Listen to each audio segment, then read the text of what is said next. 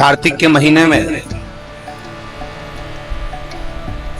एक बेलपत्र, 3 शमी पत्र, बहुत ध्यान दीजिएगा। कार्तिक के महीने में एक बेलपत्र, 3 शमी पत्र।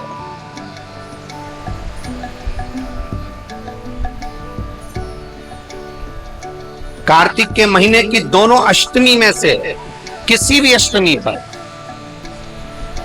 चाहे उजाले की हो चाहे अंधेरे की, शुक्ल पक्ष की हो चाहे कृष्ण पक्ष की, एक बेलपत्र, 3 शमी पत्र। आप कभी दिल से, कभी मौका मिले हृदय से, दामोदर मास में, कार्तिक मास में अशोक सुंदरी वाली जगह का स्पर्श कर कर भगवान शंकर के शिवलिंग पर एक बार समर्पित कर कर देखना, और दूसरे वर्ष इंतजार करना कि तुमने कार्तिक महीने में अष्टमी के दिन बाबा को शमी पत्र बेलपत्र दिया था, क्या बाबा ने तेरे घर में धन और वैभव दिया कि नहीं दिया? जो स्थिति में गाड़ी चल रही थी वो स्थिति की गाड़ी तेरी पार हुई कि ना? कितने बेलपत्र? बोलो बोलो, जम के बोलो जरा। कितना शमी पत्र? एक बेलपत्र, 3 शमी पत्र।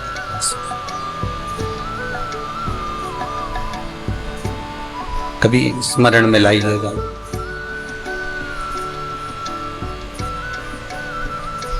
बस ये जो कार्तिक महीने में, दामोदर मास में आप एक बेलपत्र, 3 शमी पत्र अष्टमी के दिन, चाहे शुक्ल पक्ष की हो चाहे कृष्ण पक्ष की हो, ये दोनों अष्टमी में से किसी भी अष्टमी को जब आप समर्पित करें तो चंपेश्वर महादेव का नाम लेकर, कौन से महादेव? जम के बोलो जरा, सबकी आवाज आना चाहिए। चंपेश्वर महादेव, केवल चंपेश्वर महादेव का नाम लेकर आप अशोक सुंदरी का स्पर्श कराकर शंकर भगवान के शिवलिंग पर समर्पित करें। अशोक सुंदरी तो मालूम है ना सबको? जैसे ये शिवलिंग, ये जलाधारी, ये बीच में से जो 2 लाइन गई, गणेश कार्तिकेय, और बीच में एक लाइन जाती है मोटी सी शिवलिंग के सम्मुख में, उसको अशोक सुंदरी का स्थान कहा। शंकर भगवान के ऊपर जो जल की जलाधारी लगती है, जिसमें से बूंद बूंद पानी गिरता है, वो भगवान शंकर की 5 बेटियां हैं जो ऊपर कलश के रूप में रखी रहती हैं, जिसमें से बूंद बूंद जल नीचे गिरता है। जया, विषहरा, शामली बारी, दौतली, देव। शिव जी की 5 बेटी, शंकर भगवान की 6ठी बेटी अशोक सुंदरी बीची। जब आप बेलपत्र 1, शमी पत्र 3, चंपेश्वर महादेव का नाम लेकर अशोक सुंदरी का स्पर्श कराकर भगवान शंकर को जब आप समर्पित करेंगे, इस कार्तिक महीने में दामोदर मास में अष्टमी तिथि के दिन, चाहे वो शुक्ल पक्ष की हो चाहे वो कृष्ण पक्ष की हो, अष्टमी तिथि को अगर समर्पित करते हैं तो आप वर्ष भर में इंतजार कर कर जरूर बताना कि तुम साल भर पहले जितना कमाते थे, वर्ष भर पहले तुम जो व्यापार व्यवसाय कर रहे थे, साल भर से जो नौकरी के लिए प्रयास कर रहे थे, उसमें सफलता आपको अगले वर्ष की दामोदर मास आने से पहले मिली कि नहीं मिली, कोई स्मरण आपके भीतर होना चाहिए।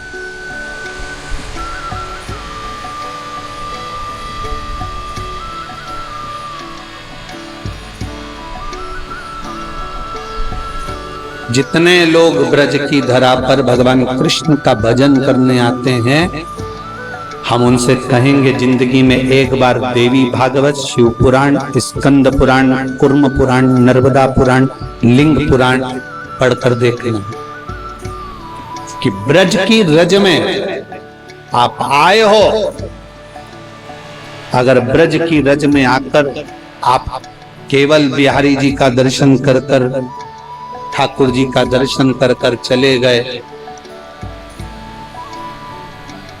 फिर आए, फिर दर्शन कर कर चले गए, और जिंदगी में एक बार भी ब्रज की रज में आने के बाद किसी शंकर के मंदिर में भूतेश्वर, गोपेश्वर, अश्वेश्वर, ऐसे शिव मंदिर 12 ज्योतिर्लिंग के रूप में स्वयं इस ब्रज की धरा पर अलग अलग शिवालय बने हुए हैं।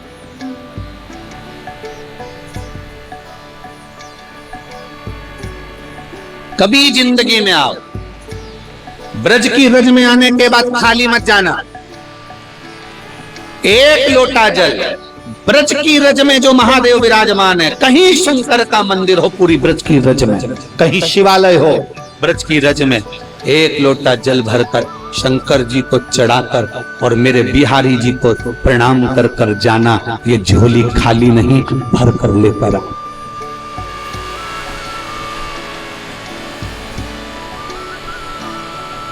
जैसे तिरुपति जाने वाले कपिलेश्वर महादेव का दर्शन कर कर अगर नहीं आए, मेरा वेंकटेश बाबा, मेरा तिरुपति का बालाजी उसकी झोली में नहीं देता जब तक वो कपिलेश्वर का दर्शन नहीं कर लेता। नाथ द्वारा जाने वाले श्रीनाथ जी का दर्शन कर कर आते हैं, श्री जी बाबा का दर्शन करने आते हैं, जब तक वो एक लिंग जी का दर्शन नहीं कर लेते तब तक मेरा नाथ द्वारा वाला श्री जी बाबा भी नहीं देता। उसी तरह जो ब्रज की रज में आते हैं और इस रज में जो शिवालय हैं, इस रज में जो शंकर के मंदिर हैं, इस रज में जो शंकर का स्वरूप मेरा बाबा ओघड़दानी तब साधना में लीन है, उस पर एक लोटा जल नहीं चढ़ाते तो मेरे बांके बिहारी भी उसकी झोली में नहीं देते। ये दोनों आप आए हो ब्रज की रज में, कितना कितना कोसी वालों, ये कथा मथुरा में भी हो सकती थी, ये कथा गोवर्धन में भी हो सकती थी, ये कथा वृंदावन में भी हो सकती थी, ये कथा बरसाना में भी हो सकती थी, नंदगांव में भी हो सकती थी, गोकुल में भी हो सकती थी, पर मेरे देवाधिदेव महादेव ने कोसी को क्यों चुन लिया?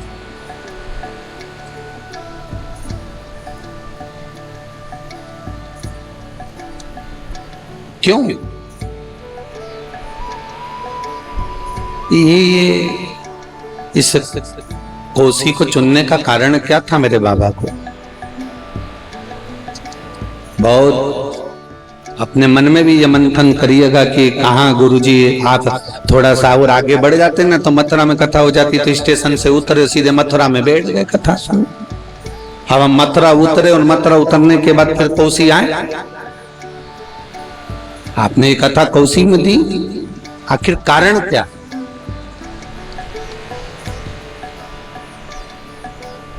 क्या कारण? ऐसा क्या है इस पवित्र भूमि क्रीड़ा स्थली भगवान कृष्ण की कौशी कला में ऐसा क्या है जहाँ भगवान ने इतनी क्रीड़ा करी और शिव महापुराण भी मिली, तो इस धरा को मिली, इस पवित्र भूमि को मिली? उसका केवल एक कारण था, कभी आपने अगर स्मरण किया हो तो कुर्म पुराण में एक बड़ी सुंदर चरित्र लिखा,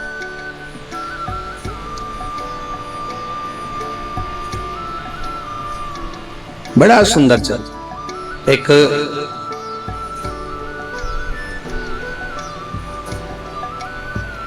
कौशिक ब्राह्मण था।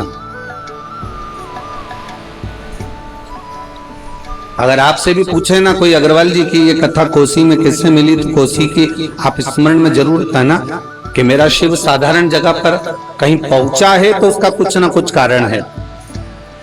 उस भूमि पर अगर पहुंचा है मेरा देवाधिदेव महादेव तो कुछ कारण हो सकता है। और आज सब आप गौरव महसूस करिएगा कि कोशी की पवित्र भूमि पर कथा सुन रहे, ब्रज 84 कोस की इस पवित्र भूमि पर बैठकर कथा सुन रहे। आज आपके भीतर गर्व होना चाहिए कि ये वो धरा है जिस धरा का वर्णन कुर्म पुराण के अंतर्गत वर्णित किया। कहा एक कौशिक ब्राह्मण था और वो ब्राह्मण इतना विचित्र था कि उसको क्रोध बहुत आता, बहुत क्रोध, और इतना चिड़चिड़पन, इतना क्रोध और गलत कार्य करना, गलत विचार रखना, गलत सोच रखना और चिल्ला चोट करना, ये वो कौशिक ब्राह्मण जो था उसको बड़ा क्रोध भरा हुआ। अब बहुत क्रोध उसके भीतर जब समाहित हो गया, धीरे धीरे धीरे धीरे उसके शरीर में कोई रोग हो गया। एक रोग उसके जीवन में, एक शरीर में कोई रोग आया और उसके शरीर में कोढ़ का रोग हो गया। उसका शरीर गलने लगा, पांव की उंगलियां गल रही है, हाथ की उंगलियां गल रही है, शरीर की हथेलियां गल रही है, पूरा शरीर, नाक, कान सब गलने लगे, होठ सब गल। उसकी एक पत्नी थी जिसका नाम था कोशी, जिसको कुर्म पुराण में कौशिकी भी कहा गया। उसका नाम था कोशी, जिसको कौशिकी भी कहा था। पत्नी को दिखा कि मेरा पति बहुत चिड़चिड़ा है, क्रोधीला है, अपशब्द कहता है, गाली देता है, आड़ा टेढ़ा कहता है, पर उसके शरीर में रोग हो गए। अब धर्म पत्नी जो होती है ना, वो बड़े धर्म को निभाती भी। अगर पति बीमार पड़ा है तो उसकी सेवा में तल्लीन भी रहते हैं। कोसी ने अपने पति को देखा कि ये कोढ़ से ग्रसित है, सारी दुनिया उससे नफरत कर रही है, तो वो चिड़चिड़ा, अपशब्द बोलने वाला, ताना देने वाला, और पत्नी उसकी सेवा में लगी है। सेवा में लगी ऐसी कि पति आज भी चिड़चिड़ा, अभी भी क्रोध कर रहा है। इतना रोग होने पर, शरीर में इतना कष्ट होने पर भी अगर 1 मिनट देरी से अगर भोजन ला कर दे पत्नी, तो पति उस थाली को उठाकर पत्नी के मुख पर मार देता। 84 कोस में जब कोसी कला पड़े, 84 कोस में जब कोसी आओ, तो कोसी में आने के बाद में उस कौशिक ब्राह्मण की धर्म पत्नी कोसी को याद करना, जिसका पति के शरीर में कोढ़ का रोग हो गया। पति ने थाली उठाकर मार दी, डंडा फेंक कर मार दिया। उसके बाद भी पत्नी अपने पति को, हाथ की उंगलियां गल चुकी थी तो अपने हाथ से रोटी खिलाती है और अपने हाथ से वस्त्र पहनाती है, अपने पति की सेवा करती है। आज पति ने कहा मेरा मन करता है, मैं दर्शन के लिए जाना चाहता हूँ। पत्नी ने कहा चलिए मेरे साथ। पत्नी उसको लेकर चली। चलते चलते पत्नी हाथ पकड़कर जा रही थी, कोसी हाथ पकड़कर जा रही थी, और जाते जाते बीच में मांडव ऋषि बैठे हुए थे। इनको स्मरण, पत्नी ने अपने पति से कहा कि मांडव जी बैठे, थोड़ा सा इधर सरक कर आओ। और पति कोढ़ के रोग में इतना तिलबिला रहा था, इतना तड़प रहा था, उसके स्मरण में नहीं आया। और मांडव ऋषि के पास में से निकल कर आया तो चरण मांडव ऋषि पर लग गया। मांडव ऋषि पर जो चरण लगा, लगते से मांडव बाबा क्रोध में लाल हो गए और क्रोध में लाल होकर कह दिया, अरे ओ अंधे, बड़ी बड़ी आंखें होने के बाद भी तू देखकर नहीं चल सकता? मैं तुझे श्राप देता हूं, कल का सूर्य उदय होते हुए तू नहीं देख पाएगा, ये मेरा श्राप है तुझे। कोसी की आंख में जल भर गए, मेरे पति को श्राप दे दिया। मांडव बाबा से कहा बाबा आप श्राप वापिस लीजिए। मांडव ऋषि कहते ऐसा पति रखकर क्या करेगी जो कोढ़ में ग्रसित है? ऐसा पति रखकर क्या करेगी जो पति तेरे को बर्तन से मारता है? ऐसा पति रखकर क्या करेगी जो पति तुझे अपशब्द कहता है? ऐसा पति रखकर क्या करेगी कोसी जो तुझे अपशब्दों पर अपशब्द कह रहा हो? ये पति क्यों? कोसी ने कहा गुरुदेव आप अपना श्राप वापिस ले रहे हैं। कोसी कहती है श्राप वापिस लीजिए। मांडव जी कहते मैं नहीं ले सकता। कोसी ने भी कह दिया मेरे पति ने मुझे गाली दी, अपशब्द कहा, ताना दिया, आड़ा टेढ़ा बोला, अपशब्द कहे, उसके बाद भी मैंने अपने पति की सेवा करी है। यदि मैंने अपने पति को परमेश्वर मानकर सेवा करी तो मैं भी आज श्राप देती हूं कि कल का सूर्य उदय ही नहीं होगा।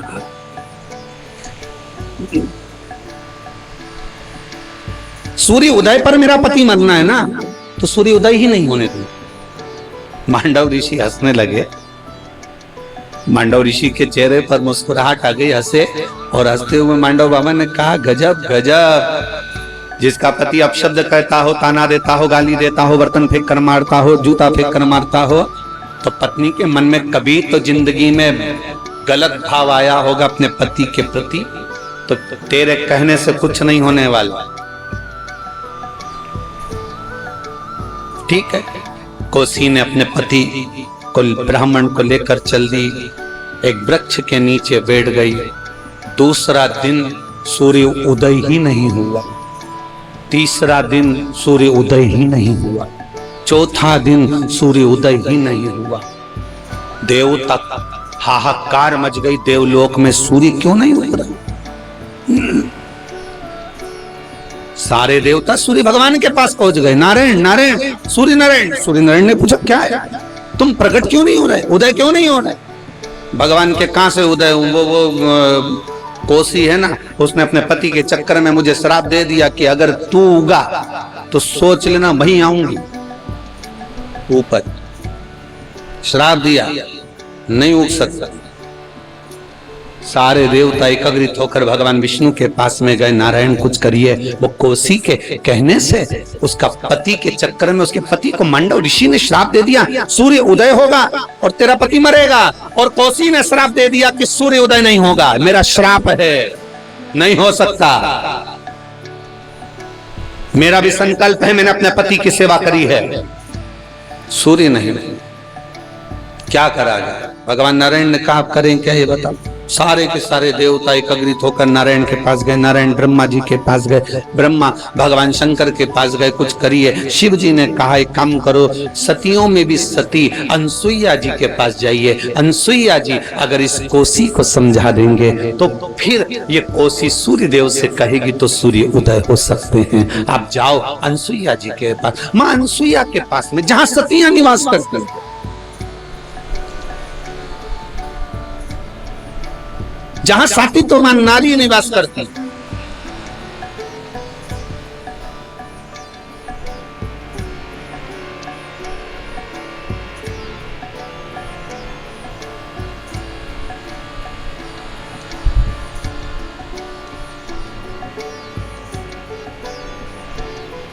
सतियों के उस झुंड में अनसुईया जी बैठी हुई थी। सारे देवताओं ने माता अनसुईया जी से कहा, हे ब्रह्मा विष्णु और महेश की माता, जिनको आपने पलने में झुलाया है मां, आप जाकर कोसी को समझाओ ना कि कोसी सूर्य देवता को उगने दो।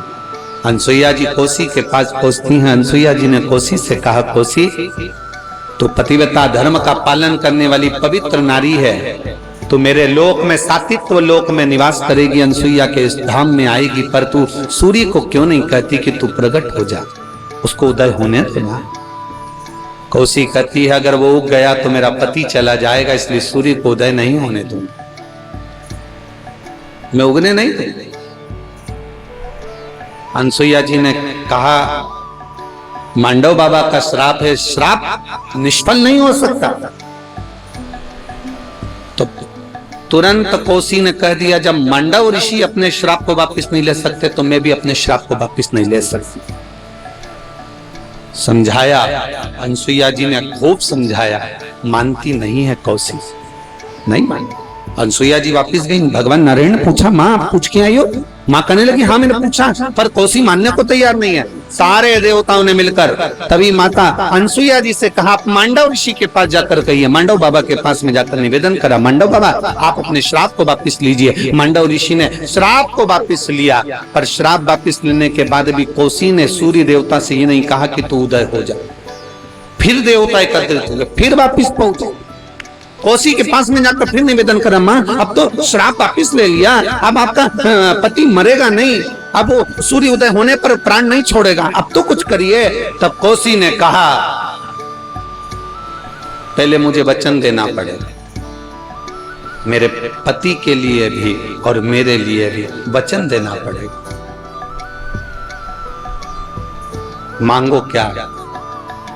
जब इस धरा पर पवित्र भूमि पर जब द्वारिका नाथ भगवान कृष्ण आए, क्रीड़ा स्थली उनकी यह रहे, भगवान खेलें इस भूमि पर और मुझे वचन दो। ब्रज की परिक्रमा करते करते जब कोसी के मध्य से या कोसी के रज से कोई छू कर जाए तो उस नारी का अखंड सौभाग्य हो जाए, ऐसा वर मुझे दे। वो वर मुझे दिया जाए।